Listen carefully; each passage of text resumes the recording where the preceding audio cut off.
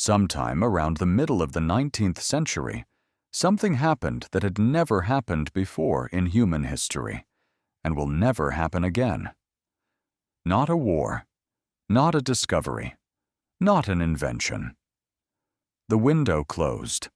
The window where one human mind could, in theory, contain everything that humanity had figured out about the world.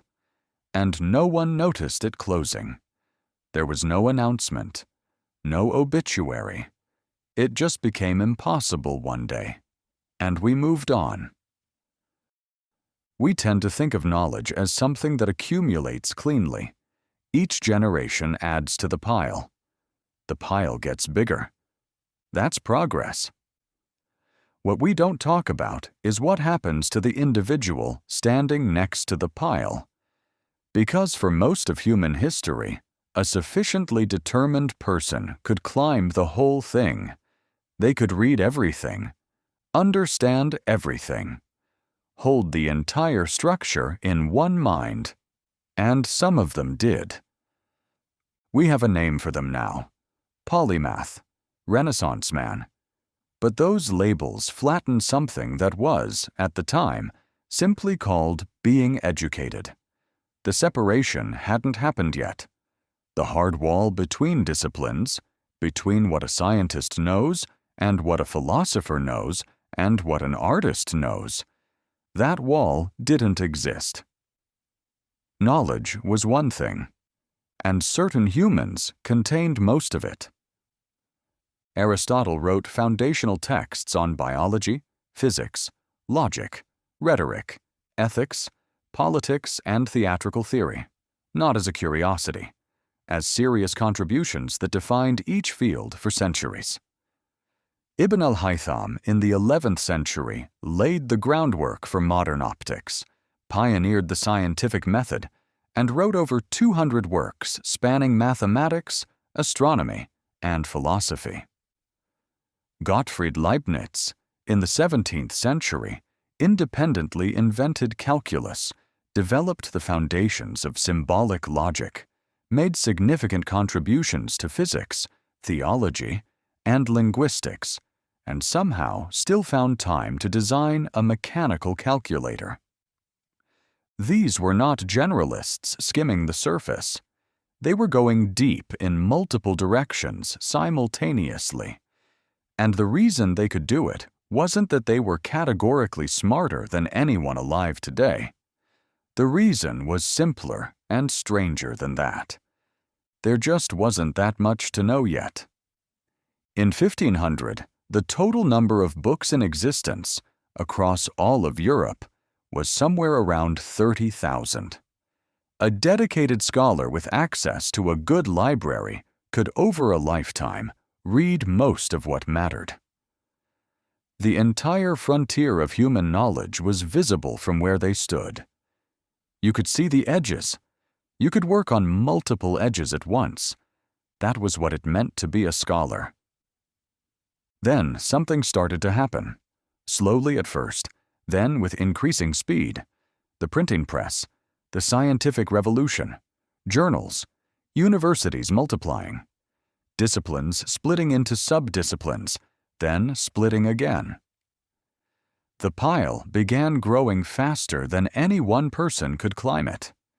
And at some point, historians generally place it somewhere between 1800 and 1850, it became structurally impossible for a single human mind to contain the whole thing.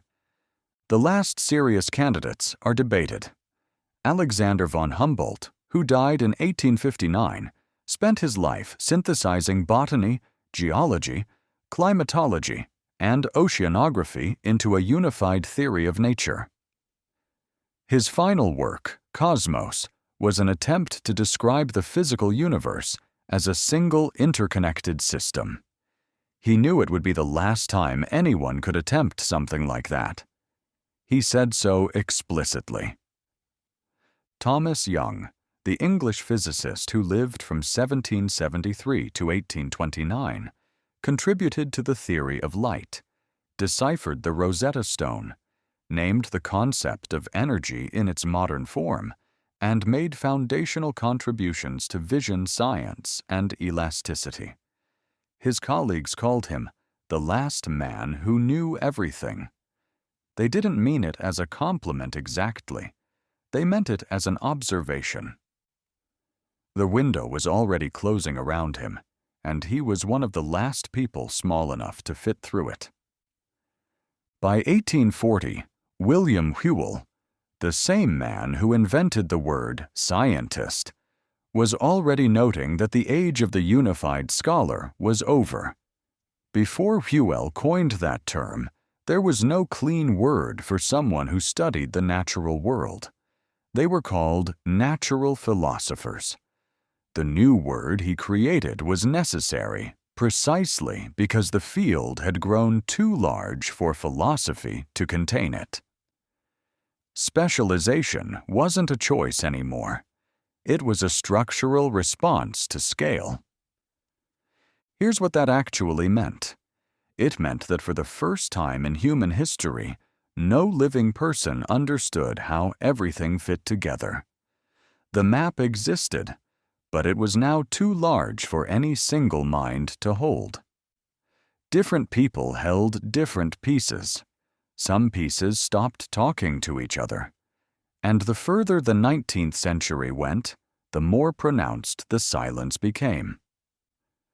By 1900, physics and biology had almost entirely stopped sharing a language.